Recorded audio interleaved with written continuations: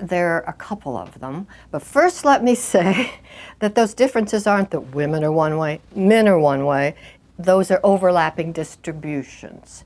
But there are, on average, some relatively small differences. And one of them is that women tend to be somewhat more collaborative, participative, democratic, and men a bit more top-down, autocratic, directive.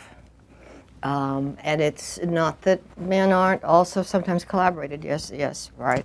But it is an overall difference that is much discussed.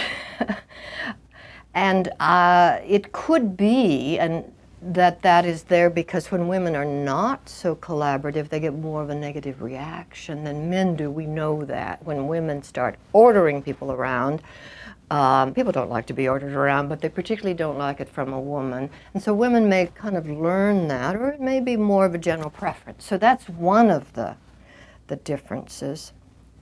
But there's another area where we've also found some differences, and that's with respect to what leadership researchers call transformational style, which is a style that's rather valued in the modern organizational world, which does involve some moving away from a top-down kind of style. It involves the leader being more of a role model, an inspiration, a person who is encouraging to others and wants to bring them up and improve their skills, who wants to encourage creativity, and who treats people rather as individuals, cares about the individual.